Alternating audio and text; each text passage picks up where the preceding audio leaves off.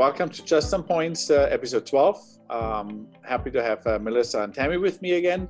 I'm looking forward to hear news, what's new everywhere in marketing and on the internet. Why don't I get started today? I don't have too much. I'm very excited. For first time, I'm recording this from our new office, which is still empty. And I'm riding on somebody else's Wi-Fi. We don't have internet connection yet. So, but I actually have two news today. One is actually personal related to Points Group. We are officially Facebook partners now, which I'm excited about that. And although, it probably doesn't make a huge difference because we've been doing Facebook marketing now for, I don't know for how long, since the beginning, really. And the second thing I want to talk about is actually private equity in healthcare. What we found, we work on and off with private equity groups and venture capital, and what we found talking with the ones that we work with over the last few months, there was a lot of slowdown on the venture capital side and deals. However, that is not so much in healthcare.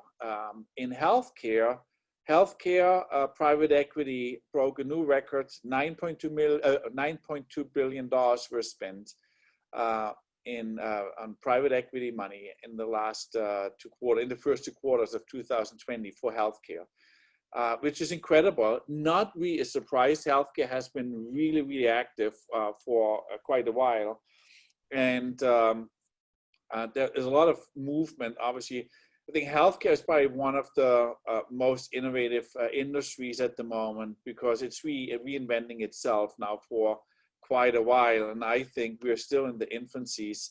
I remember talking with some of our clients 5-6 years ago, even 3 years ago, about telemedicine, and they were kind of laughing it off. Even last year at conversations, now comes COVID and everybody says, yeah, of course, telemedicine.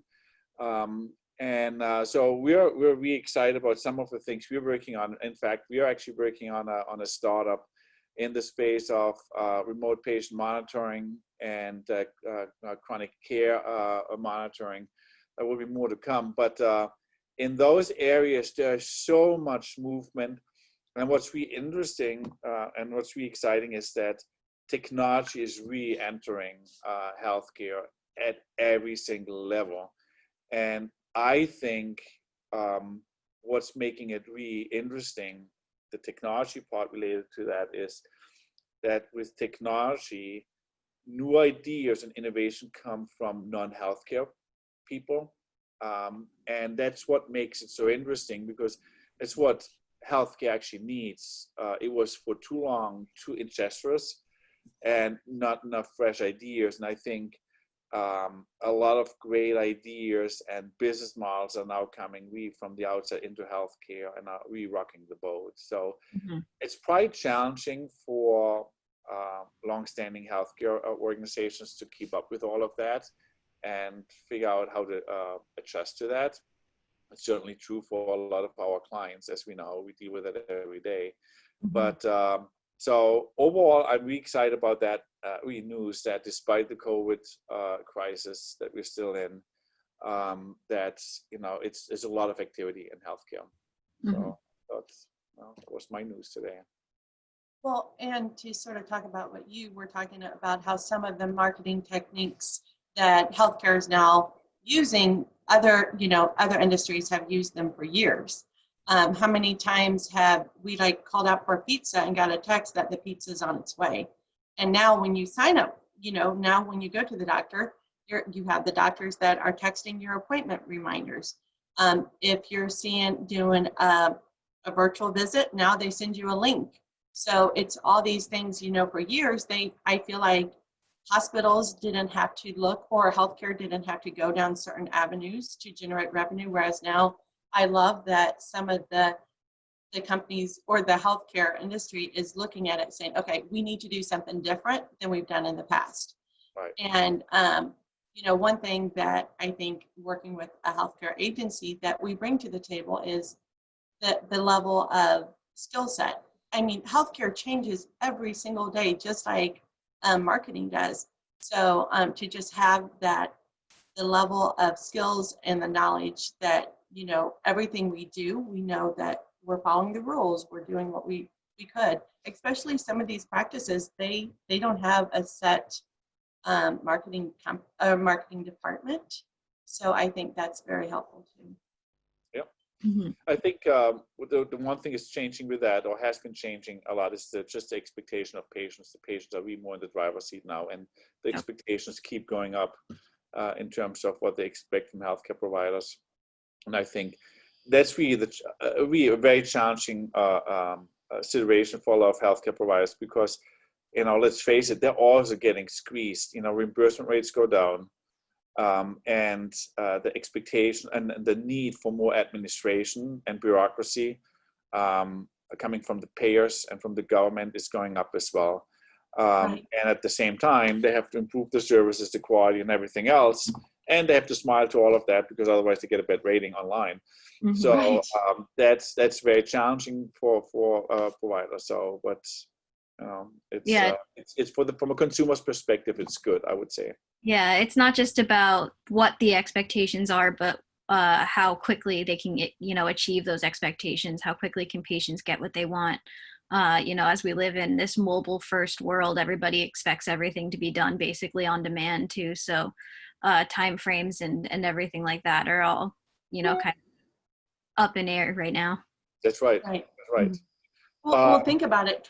20 years ago, or even 10 years ago, or even 5, when you wanted your test results, you had to wait for the doctor to call you. And now, how many of us, like literally within 48 hours, we can open up the app, we can see what our test. I didn't know what my blood type was. And so my husband kept saying, you need to ask your mom. So I'm like, hey, Mom, what's my blood type? And she's like, I don't have a clue. I have 4 kids. I can't keep track of you guys. So literally, I pulled up the app and it showed my blood type. And then right off the bat, it said, hey, you need to schedule your yearly checkup. So it's like done. So there are. And you expect everything more or less instantaneously. The instantaneous, the expectation of everything instantaneously is just, that changed a lot. When we started with Points Group, I remember one of our very first clients was actually a very highly reputable, one of the most reputable orthopedic practices here. They didn't have a website. And if you want to have an appointment, you waited an average about 6 weeks. Right. 6 weeks. Yeah. You can only laugh that off today. You know, good luck doing business today with that. So it's just not possible. You know, even orthopedic practices most of them have urgent care, so that you can walk in. So anyway, so it's changing. It's great to see so much capital, moving into healthcare and innovation, and it certainly will keep us on our toes as well. So, Melissa, why don't you get going and tell us what you found this week? Sure. So, Google's big announcement of the week is that Google Plus is officially dead and rebranded. It's been dying for a really long time, if it ever really lived. Was it ever alive? Yeah, if it ever really lived. I thought that baby was born with a respirator on. It was a struggle for a really long time, but as of July 6th, it has completely rebranded. The apps are completely changed over now to Google Currents. And basically what they're trying to do is make it much more enterprise focused, meaning that it's for organizations and companies to use. It's not really a traditional social media platform like they were originally trying back in the day. But it's basically. Do you think they're tackling LinkedIn? Sorry to interrupt you. Do you think they're going more into tackling the LinkedIn space more? I think they're going more into like the productivity kind of like work management space, because from how I see it is they're not even calling it a news feed. It's called a home stream, and it's just people within your organization creating posts and starting threads and discussions and comments and stuff to kind of help you kind of organize within your own your own network, your own company, your own organization. So I think it's more of like the Slack kind of, tackling, addressing the success of Slack probably then. Right. Yes, exactly. It's tackling workflow productivity within companies and businesses. It's kind of interesting, actually. Is like I thought about it actually a lot because we switched to a complete Google platform. We are completely in the cloud with Google, and I the first thing I noticed over the last few months, or actually over the last year since we switched, is there's a generational difference. I'm on Mac. I use the Mac Mail application for my mail, but Melissa, you and all your equally young colleagues, nobody does it. You're all in the browser. Yep. And I think that will help them. That trend that most people are actually going more to browser based.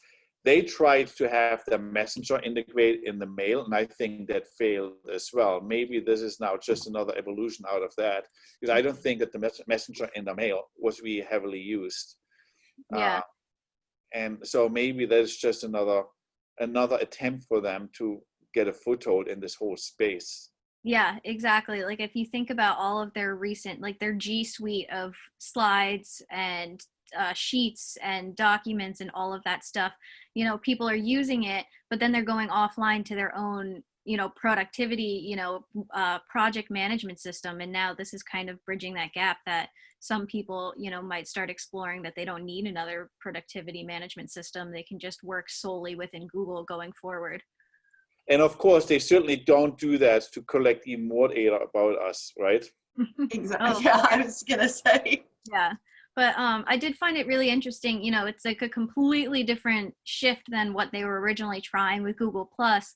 And then I thought about last week when we were discussing like the new news experience that they're going to be launching at the end of the year. So it actually kind of makes sense that they want people to use their news service, and they want people to use, the G Suite for like corporate enterprise kind of focus. So they're trying to get you at home and at work kind of thing. Yeah, and they're certainly combine the two. Yeah, they're certainly nibbling away. One of the things they've done really well is penetrate penetrate the schools, with their docs and slides and all of their applications to do all the regular office work. And as you guys know, we switched over from Microsoft to Google. And I have to say, I was a little bit, after 35 years using Microsoft, I was a little bit hesitant, or a little bit, I'm not so sure. It was a great move. And so they're challenging Microsoft on, one of the biggest cash cows for them. Right. On the Office suites. So they're certainly nibbling away. So it will be interesting to see and watch what's going on. Well, and you have to think of all these companies that were not set up to work virtual. A lot of companies didn't have laptops. I mean, I know several people who, working from home at first wasn't really an option because their companies didn't have laptops, right, or they didn't have VPNs set up. So, and when you look at Google, I mean, you can have a home computer and still sign in and do your work. You don't even have to have a work. So I applaud them for that. I think it's definitely thinking ahead of the game. Right, I agree with you. Since you're on the roll, why didn't you tell us what you brought this week? Okay. I wanted to talk about how Facebook is really promoting their branded content, that publishers can now actually monetize their work. It's really interesting that if they run an ad and they sell an article, that they get 100% of the revenue. Facebook is actually running ads on this content, and if Facebook adds it, they only take 30%. So it's really cool because Facebook is actually running ads. If your content's good, they're actually running ads for you to earn money on articles and content that publishers actually put out there. So it's a great way, especially, you do your research, you have a great article about something that instead of going to, I know a lot of people sell articles and things on Amazon, that it just gives publishers another outlet. Yeah, I think it's certainly an attempt to become more relevant and by having good quality content, because ultimately I personally, I've never been a huge Facebook fan as a user. And I felt, even the little thing I do on Facebook, I always felt they cheapened their whole environment a lot in the last few years.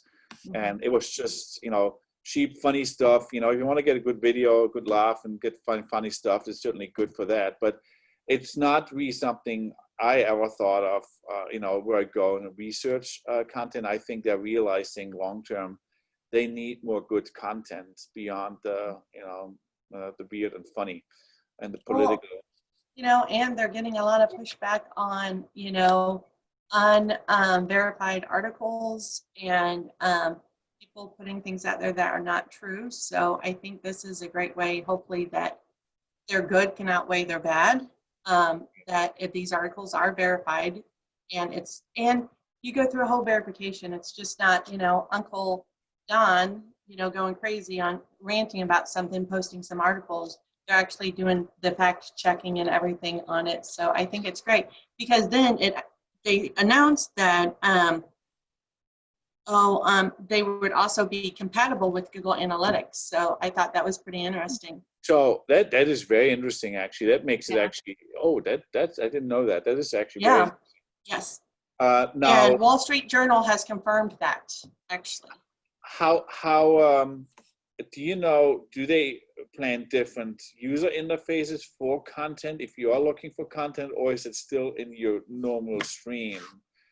You know, I haven't done the testing. That was actually one thing that I did want to do because I can say that, and I don't know if it's because I've been looking, you know, of course you have the Facebook gods and everything, but I can say that I've been doing research on my phone on different articles, and for once, instead of seeing ads, I'm actually seeing content coming through.